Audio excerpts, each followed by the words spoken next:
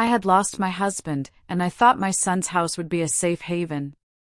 But the moment I stepped inside, something in the air told me I was walking into a trap.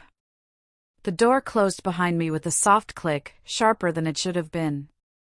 The house gleamed with perfection, yet the warmth I expected was nowhere to be found. The children moved around as if I didn't exist, while my son and his wife smiled, but their eyes were cold, unreadable. Every word, every gesture felt rehearsed, calculated, as if the walls themselves were conspiring to lock me into a life I hadn't chosen, and a fate I could never have imagined. My name is Helen. I had lived 59 years, and never had I imagined that grief could weigh so heavily on a heart. My life with George had been everything a woman could dream of. He wasn't just my husband, he was my protector, my confidant, the person who made me feel like a queen every single day. I still remember the way he would gently brush my hair back from my face in the mornings, the little smiles he reserved only for me, the way he'd whisper, "No worry, my love, I'll take care of everything." Life with him was calm, beautiful, safe. Every day was filled with warmth, laughter, and the quiet contentment that comes when two people truly understand and love each other. We had our son, our sweet, gentle boy, who we raised with the same care, the same morals that had guided our own lives. We taught him to be honest, to be kind, to respect others, to never let greed cloud his heart. We thought we had prepared him for the world, thought we had given him the tools to carry our love forward, to honor family in the way we always had. But life, as it so often does, had other plans. George passed away suddenly, leaving a hollow ache in my chest that no comfort could fill. I felt as though the ground had disappeared beneath me, as if the sun itself had gone dim. The house we had built together, the life we had shared, suddenly felt like a museum of memories, beautiful, yes, but lifeless, cold. I was lost in grief, unsure of how to take even a single step forward. Then came James and Margot. My son, my boy, or at least the boy I had raised, came to me with polite smiles, their eyes glinting with something I didn't understand at first. They guided me to the living room, and James's voice was gentle, almost soothing, as he said, "Mom, I've missed you so much. The children, they need you in their lives. I need you too. It won't be the same without you. Please, come stay with us. Let me take care of you, let us be together again." His words wrapped around my heart like a warm blanket. For a moment, I allowed myself to imagine laughter filling the rooms again, the children running to me for hugs, the sense of family I had been craving since George passed. It was tempting, comforting, and almost impossible to refuse. Margot nodded beside him, her hand lightly resting on his arm, the perfect image of warmth and family. "It will be good for all of us," she said, smiling as though she were offering me a gift. "The children will be so happy, and you'll have company, someone to care for, someone to love." I had wanted to believe them. I had clung to the hope that family would always be family, that love would outshine everything else. After days of persuasion, after nights of thinking of Ethan and Lily's innocent faces, I finally agreed. I packed my things, my heart heavy with grief but full of hope that maybe I would find comfort in my son's home. But from the very first day, I realized that comfort was the last thing I would find there. They welcomed me with smiles, yes, but the warmth was an illusion. The chores began immediately. Washing dishes, cleaning rooms, tidying up after the children, making meals, they all fell on my shoulders. And as the days passed, Helen noticed that the few cherished items she had brought with her from her late husband's home, the small mementos, photographs, and keepsakes that reminded her of George, were being quietly disregarded or moved aside. The corner where she kept George's favorite framed photo was now cluttered with toys and trinkets that Margot insisted should go there. The small, delicate vase George had given her for their anniversary was replaced with something more suitable for the living room. Even the little rituals she had tried to maintain in her new home, the place where she could sit quietly and remember George, were being interrupted, overlooked, or dismissed. It became clear that her memories, her connection to George, and her sense of belonging in this house were slowly being pushed aside, just like she herself was being treated. It was as though I was being erased, slowly, carefully, from the life I had known. And the children, poor, innocent Ethan and Lily, they watched me, puzzled, concerned, but unable to understand. They saw me carrying laundry up the stairs, tidying rooms, cooking meals, and they saw the coldness in their father's and mother's eyes. They noticed my quiet sighs, the way my hands trembled when I thought no one was looking, the way my heart ached every time I glanced at a photograph of George and felt the absence like a knife. Yet they couldn't comprehend it. They were just children, clinging to the remnants of family, trying to make sense of the small inconsistencies they sensed but couldn't name. James and Margot treated me as though I were a guest who had overstayed her welcome, or perhaps worse, as though I were a servant who had no right to be anything else. Every instruction was delivered with impatience, every suggestion dismissed, every attempt at warmth brushed away. When I cooked a meal, it was never enough. When I cleaned the house, it was still not clean enough. Every day was a silent battle I had no chance of winning. I remember one evening, standing in the kitchen, my hands raw from scrubbing, my back aching from bending over, when Margot's voice cut through the air, sharp and cold. "Helen, don't forget your place. We can't have you interfering with the way we do things here. Your husband is gone, and things have changed. Remember, this is James's house." She smiled, polite, sweet, but the venom in her words was unmistakable. James didn't even need to say anything. His eyes, sharp and calculating, were enough. Every glance reminded me that I was not welcome here. Not as a mother. Not as a grandmother.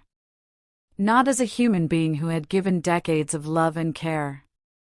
I had spent years protecting my son, guiding him, teaching him, shaping him into the man he was supposed to be. And now, this. This cold, calculated rejection. I wondered if all those lessons, all those sacrifices, had meant nothing. Had I been raising a son only to be discarded when he no longer needed me? The children, Ethan and Lily, sensed it too. They watched me quietly, sometimes offering a shy smile or a timid hand. But they were powerless. They didn't understand the subtle cruelty of adults, the way someone can look at another and see only what they want, not who they truly are. I caught Lily's eyes one afternoon as I carried a heavy basket of laundry up the stairs. She looked at me with confusion, concern, and something that resembled guilt. Poor thing. She couldn't know the full story. She couldn't know the betrayal that lurked behind those smiles.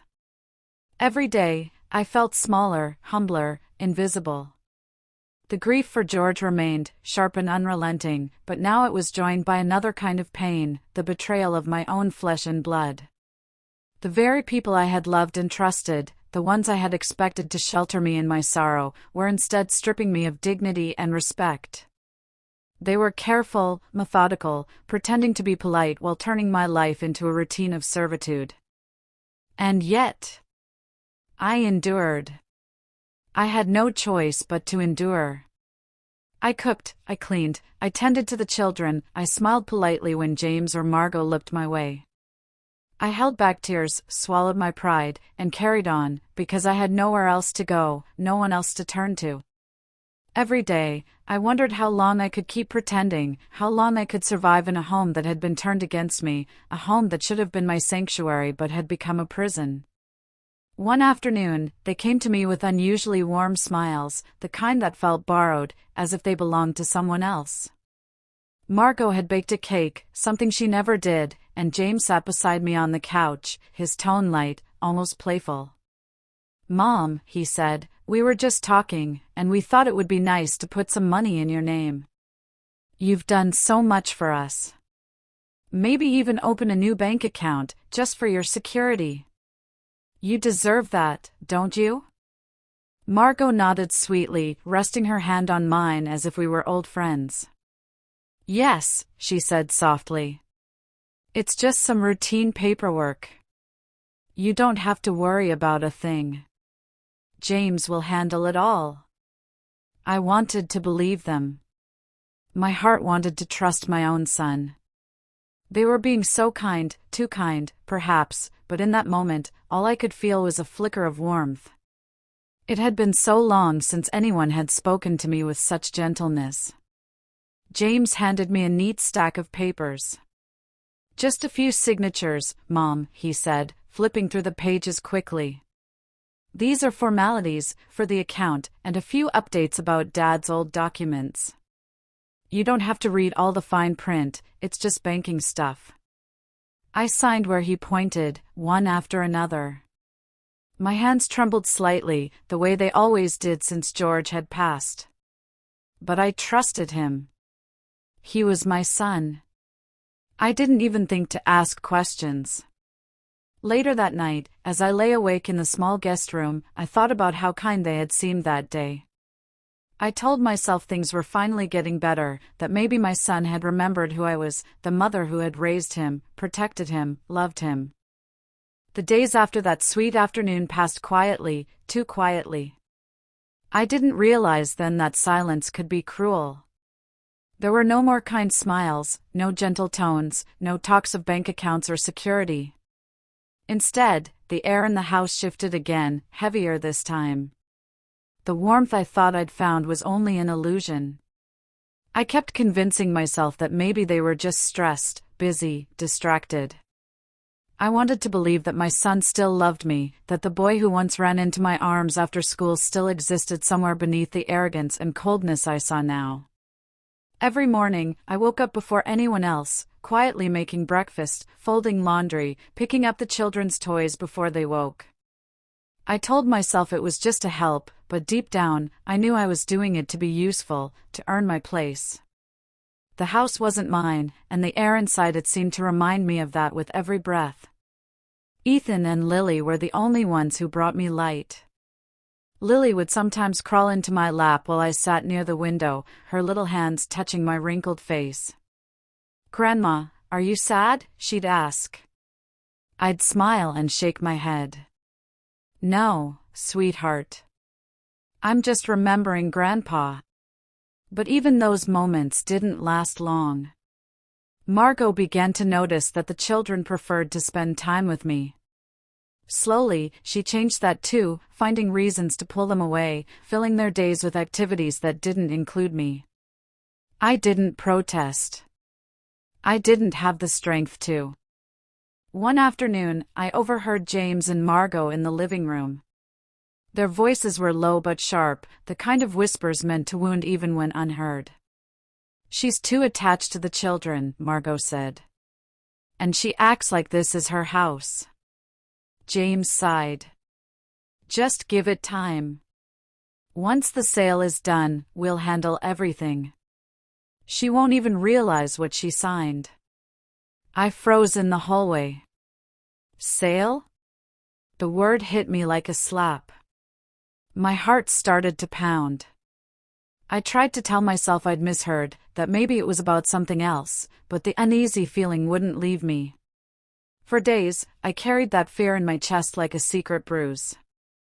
I wanted to ask him, to confront him, but every time I opened my mouth, he'd smile, pat my hand, and say, "Mom, don't stress yourself with paperwork. I'll take care of it." Those words, once comforting, now felt like poison. Then came the day everything shattered.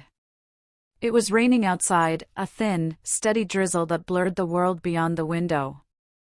I had just finished cleaning the kitchen when Margot stormed in, her heels clicking angrily on the floor. "What did you do?" she snapped, slamming a paper onto the counter. I blinked, startled. "What's wrong?" Her face twisted. "You've made a mess of everything. You gave the wrong address to the postman. Do you know how important these documents are?" I tried to explain that I hadn't spoken to any postman, but she didn't want to listen. Her voice rose, sharp and cruel. "Don't act innocent. You're always interfering, always touching things that aren't yours. You think this is your house? It's not. This is our home. Yours is gone. You signed it away, remember?" Her words echoed through the kitchen, each one slicing through me. My breath caught in my throat. Signed it away? I stared at her, trembling. What did you say? She smirked, her anger cooling into something far worse, triumph. Oh, you didn't know? Of course you didn't. You signed those papers weeks ago, remember? The ones James brought? That wasn't just bank stuff. That was the transfer deed. That house is ours now. It felt like the ground fell from beneath me. My knees gave out, and I had to hold onto the counter to keep from collapsing. She didn't stop. Honestly, it's for the best. You couldn't manage it alone anyway.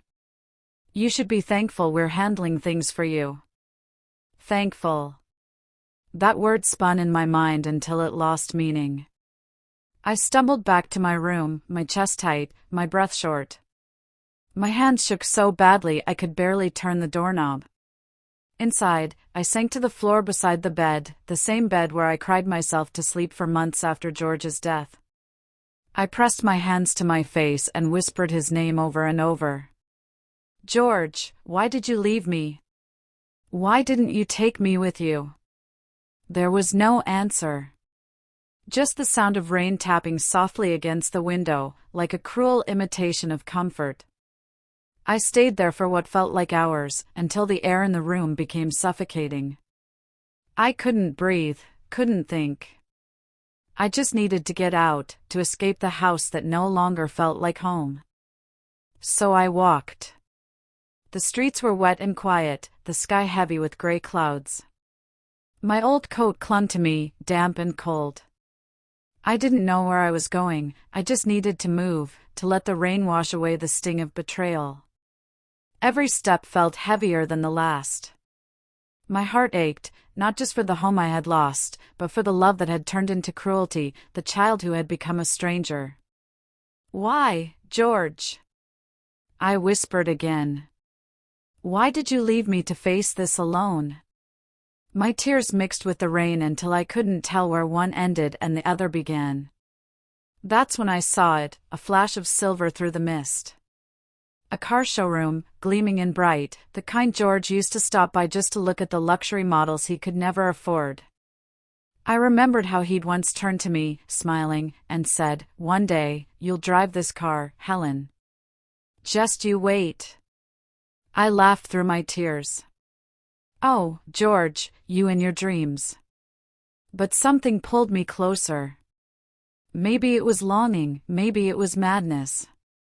I stepped inside. The moment I stepped into the showroom, I felt out of place. Everything gleamed, glass, chrome, light.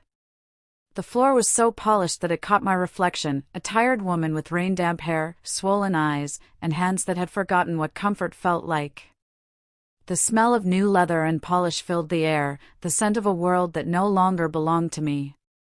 Men in neat suits moved around, their voices crisp and confident, their laughter echoing like something from another life. I walked toward the car, sleek, silver, beautiful, and for a moment, the world fell silent. My fingertips brushed against the cool metal, and it was like touching a memory. I could almost hear George's voice again, teasing, warm, full of that unshakable hope he always carried. One day, you'll drive this car, Helen. You deserve everything beautiful in this world. The memory hurt more than anything. I smiled through my tears, whispering to the empty air, "You always said that, George. But look at me now." My voice broke. And then, "Ma'am! Excuse me!" A sharp voice cut through the silence. I turned. A salesman in a crisp uniform was striding toward me, frowning. "Please don't touch the car," he said curtly. "These vehicles are not for display in that way. If you can't afford it, you shouldn't be here." I blinked, startled. "I'm sorry. I didn't mean." He cut me off. "We have customers who are actually buying today. You'll have to leave." A few heads turned. A couple nearby glanced at me, whispering. One of them even laughed quietly. Shame flushed my cheeks. I opened my mouth to apologize again, but the words wouldn't come. He was already walking away, calling out to another customer, ignoring me completely. I turned toward the door, my vision blurring. The rain outside seemed almost merciful compared to the coldness inside that showroom. By the time I reached the street, I could barely breathe. I pressed my palm to my chest, trying to steady the tremor in my heart. I walked home slowly, drenched and shivering, but the real cold came from within. It wasn't just humiliation, it was the realization that I had become invisible. To the world. To strangers. Even to my own family. When I reached the house, no one noticed I was gone. No one asked why my clothes were soaked, or why my eyes were red. Margot just looked up from her phone, frowning slightly. "You're dripping on the carpet," she said, and turned away. That night, I lay awake again, staring at the ceiling. The shadows on the wall looked like memories of everything I had lost, my husband's smile, my home, my dignity. And still, I whispered to the dark, "George, I miss you, I wish you were here with me." 3 days later, something unusual happened. It was late morning. Margot was fussing with the curtains, James was working in his study, and the children were playing in the backyard when a loud honk came from outside. Ethan ran to the window. "Dad! There's a car outside." Margot frowned, walking over. "What car?" We all stepped out to the front porch. And there it was, gleaming in the sunlight, the same car I had touched in the showroom. Silver, elegant, impossibly beautiful. A delivery man in a crisp uniform approached, holding a clipboard. "Delivery for Mrs. Helen Thompson." For a moment, no one moved. I stared at him, confused.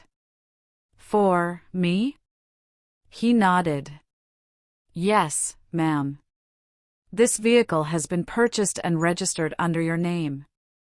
Please sign here to confirm delivery." James laughed awkwardly. "There must be some mistake. My mother doesn't own a car." The man checked the documents. "No mistake, sir. It's all in order, registration, insurance, everything. Paid in full." Margot's face twisted in disbelief. "Paid by who?" The man just smiled politely. The buyer requested to remain anonymous. He handed me the keys.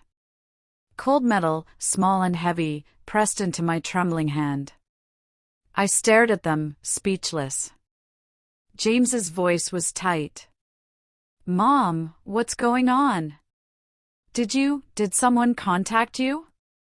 Did you do something?" I shook my head slowly. "No. I don't understand. I've never." Margot crossed her arms. "This has to be some kind of fraud. They probably made a mistake with the name." But the delivery man was already walking away. "Congratulations, ma'am. Enjoy your new car." And just like that, he was gone. The car sat in the driveway, gleaming like a dream that didn't belong in our world. James and Margot circled it for hours, checking, arguing, calling people, trying to find a reason. None of it made sense. But I knew one thing. For the first time in months, I felt something warm in my chest, not confusion, not fear, but a quiet, fragile spark of hope. That night, when the house fell silent, I went outside alone. The silver car shimmered softly under the streetlight. I ran my fingers over its surface, this time without fear, without shame. A part of me still couldn't believe it was real. And yet, deep inside, something whispered that this wasn't a mistake. That somewhere, somehow, this was the beginning of something George had once wished for, a small miracle meant to find me again, even in my darkest hour. I stood there for a long time, under the quiet night sky, clutching the car keys, whispering, "George, the car." Days went by and the car sat in the driveway like a dream too beautiful to believe, a reminder that miracles sometimes come wrapped in confusion. James and Margot had called everyone they could think of, the dealership, the police, even a lawyer. But every record said the same thing: the car was purchased legitimately and registered in my name. After a while, they gave up. "Maybe it's some marketing stunt," James muttered, half joking, though I could see the unease in his eyes. Margot didn't laugh. She kept staring at me, as if I knew more than I let on. But I didn't. All I knew was that for the first time in a long while, something in my life wasn't gray anymore. Every morning, I'd open the window and see the car glinting in the sunlight, silent, patient, waiting. One evening, after everyone had gone to bed, I finally walked out. The air was cool, scented faintly with rain and earth. The kind of air George used to say smells like beginnings. The car gleamed under the porch light, silver and flawless. For days, it had waited, patient, still, almost watchful. My fingers trembled as I reached for the door handle. And then, a soft chime sounded.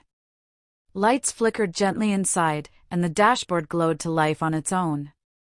I sat down in the driver's seat. The seat automatically adjusted, cradling me like I belonged there. Then, in a voice calm and melodic, the car said, "Welcome, Helen." I froze. For a moment, I couldn't breathe. The sound wasn't human, it was clearly digital, but the way it said my name, it was warm. Familiar. Almost like how George used to say it when I walked into a room. My heart pounded in my chest. I looked around, no one was there. Only the night, the stars, and this car that somehow knew me. The tears came without warning. I smiled through them. "Hello," I whispered back, my voice breaking. As if responding, the car's lights dimmed softly, like it was acknowledging me. Welcoming me home. I sat inside. The leather was cool, the faint scent of newness mixing with something comforting, like the trace of cologne George used to wear. I rested my hands on the steering wheel. For years, I had been driving through life without direction, without choice. But tonight, something was different. The screen lit up again. "Good evening, Helen. Would you like to go for a drive?" I laughed through my tears, a shaky sound that felt foreign to my own ears. "Why not?" I whispered. "It's been a long time." The car's soft hum filled the air, and as I pressed the start button, it replied, "Let's go." The headlights came alive, washing the dark driveway in light. The car moved so smoothly, it felt less like I was driving and more like I was being guided. The road stretched empty before me, and the soft glow of the dashboard cast a golden light on my face. I rolled down the window, and the night breeze kissed my cheeks. As I drove past quiet streets, the car played gentle instrumental music, slow, soothing, almost nostalgic. Every note felt familiar, hauntingly familiar. And then I realized, it was George's favorite song. The same one we used to dance to in our living room on rainy nights, his hand on my waist, his eyes full of mischief and love. I covered my mouth, sobbing softly as the car glided through the silence. It felt as though the music was wrapping around me, whispering, "You're not alone. I'm still here." I drove through streets we once walked together, the bakery, the park, the little antique shop he loved. Every turn brought back memories I had buried beneath grief. And yet, for the first time, they didn't crush me. They lifted me. It was as if this car, this impossible, mysterious gift, had been sent to remind me that love doesn't die with a person. It lingers. It finds new ways to reach you. When I finally stopped at the overlook, the city lights shimmered below. The spot where George and I used to sit and watch the city lights below. I parked the car, turned off the engine, and just sat there. The night stretched out endlessly, the sky thick with stars. The city below glittered like scattered memories, 1,000 little lives moving forward, unaware of mine. I remembered George saying, "Look at that, Helen. The world keeps shining, even in the dark." I placed my hand over my heart and whispered, "Thank you, my love. You knew I needed this, one night to remember who I used to be." The breeze carried the faintest sound, like laughter far away. I closed my eyes and smiled through the tears. For the first time since he left, I didn't feel trapped. I didn't feel small. I felt free. When I finally drove back, the sky was beginning to lighten. The first rays of dawn brushed against the windshield, soft and golden. The house was silent. No one had noticed I was gone. I parked quietly and looked at my reflection in the mirror, eyes red but alive again, a faint smile on lips that had forgotten what hope felt like. I ran my hand over the steering wheel one last time before stepping out. George had promised I'd drive that car one day. I just never realized that promise would come true through someone else's hands. I whispered into the quiet, "Thank you, whatever this gift was, whoever sent it, I would hold on to this feeling." Because for one night, I had lived again. The invitations had arrived weeks ago. A corporate celebration at James's office, family's welcome, company achievements to be honored, and me, well, I was simply expected to be there. James had pulled me aside the night before. His voice was sharp, carefully measured, and just a touch patronizing. "Mom," he said, "this is a professional event. You have to behave. No embarrassing me." "No," he hesitated, like he was trying to choose words that sounded polite but still carried a warning. "Outbursts. Understood?" I nodded, swallowing the sting of his words. I had long ago learned how easily I could be silenced by the ones I loved most. On the day of the celebration, I dressed in quiet elegance. Nothing flashy, nothing to draw attention. My hair was neatly pinned back, my hands rested lightly in my lap as I followed James and Margot into the grand hall. The place was filled with laughter, clinking glasses, and the low hum of conversation. A panel of influential men sat on the stage, crisp suits, confident postures, and I could feel the weight of expectation pressing on my chest. James leaned close, his voice barely a whisper. "Mom, stay calm. Just sit quietly. Don't do anything to embarrass me." The program began. Awards were announced. Speeches made. And then, the MC's voice cut through the air, rich and deliberate. "Ladies and gentlemen, thank you for joining us tonight. We celebrate not only achievements, but the visionaries, the leaders, and the extraordinary minds who make our company what it is. Tonight, we honor someone whose influence reaches far beyond this office, a man whose vision has changed industries, a billionaire, the owner of the very cars we see everywhere on our roads." Gasps and murmurs rippled through the crowd. The tension in the air was electric. I leaned forward, sensing something stirring. A tall, striking man stepped to the podium. He exuded confidence, yet there was warmth in his eyes that drew everyone in. My pulse quickened. Something about him seemed familiar. He cleared his throat. "Thank you all for being here tonight and your warm welcome. Yes, I am fortunate to have built a company, fortunate to lead, fortunate to have the life I have. But fortune means nothing without the people who guided me." I felt as though he could see right through the polished surfaces and polite smiles to the real heart of every person present. The room leaned in, hanging on his words. "And tonight," he continued, his gaze landing somewhere behind the first row of seats, "I want to introduce someone who changed my life in ways I could never have imagined. Someone who shaped me into the man I am today." His eyes scanned the room, and for a moment, my pulse quickened. Something in his voice stirred a memory I couldn't place. He stepped down from the podium and began walking toward the audience. The crowd murmured. James shifted uncomfortably in his seat. Margot's smile faltered. My breath caught. When he reached me, he stopped.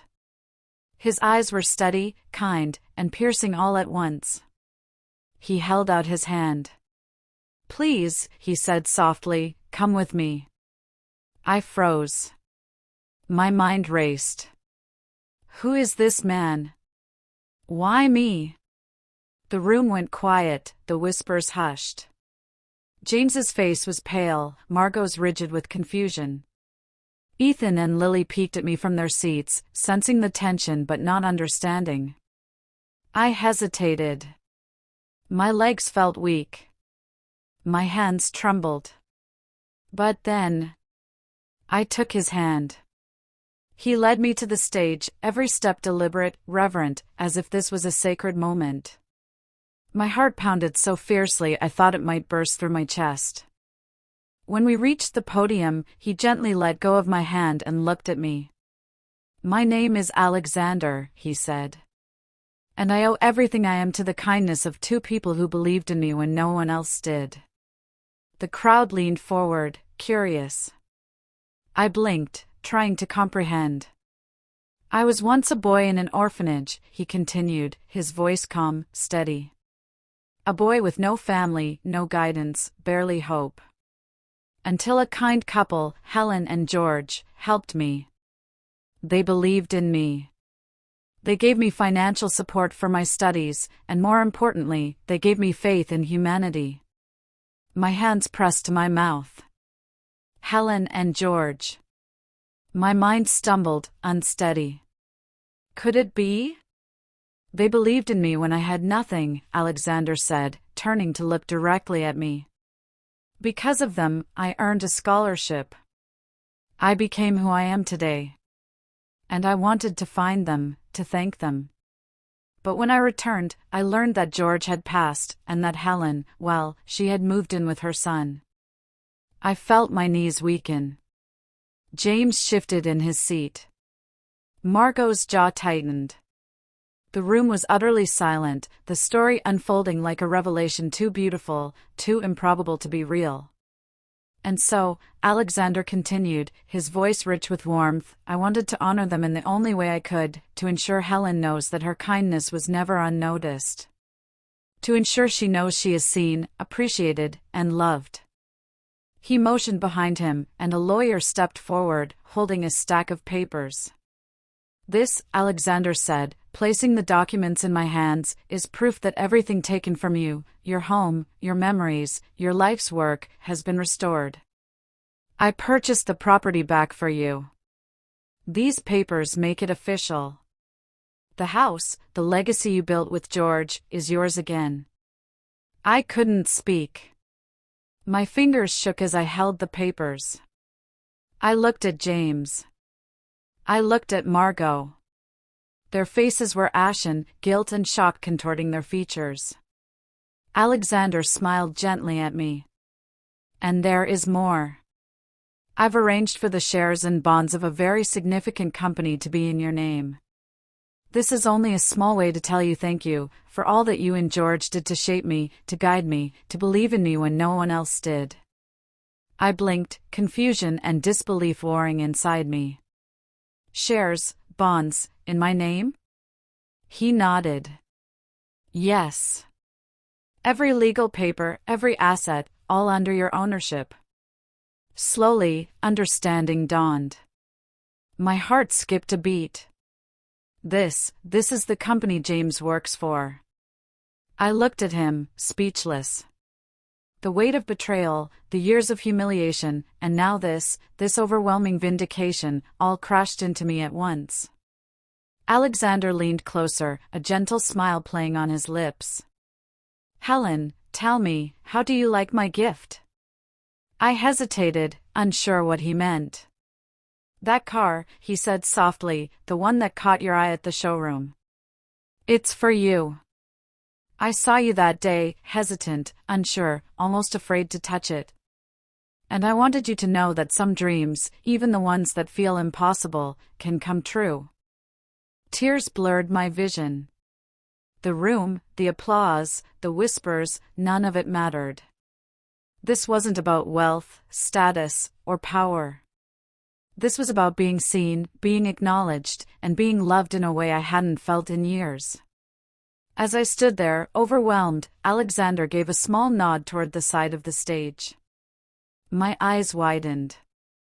The same salesman from the showroom, the man who had yelled at me, pushed me out, made me feel small and unworthy, stepped forward. The room murmured in surprise. He looked at me, his posture stiff, but his eyes sincere. "Helen, I owe you an apology." His voice was quiet, but carried across the hall. "I was wrong. I should have treated you with respect. I acted out of arrogance, and I'm deeply sorry for how I behaved that day." Tears pricked my eyes again, this time for a different reason.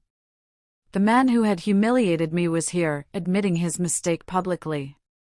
For a moment, the weight of shame I had carried for years, the self-doubt, the fear, felt lighter. I nodded, unable to speak at first. Then I managed a small smile. "Thank you for saying that." Alexander placed a reassuring hand on mine. "See, Helen? Even the smallest recognition, even a simple apology, can heal." The crowd clapped, but I barely noticed. My heart was full, not with anger or revenge, but with the profound realization that kindness, acknowledgement, and truth always come back around. Alexander squeezed my hand. "Shall we go?" he asked softly. I nodded, looking once more at James and Margot, frozen, ashamed, realizing the enormity of their greed and cruelty. I walked away with Alexander, holding his arm, feeling safe and free for the first time in what felt like decades. And in that moment, I understood fully, true kindness never goes unnoticed. It may wait, it may hide, it may seem powerless, but it always finds its way back. I glanced back at the building one last time.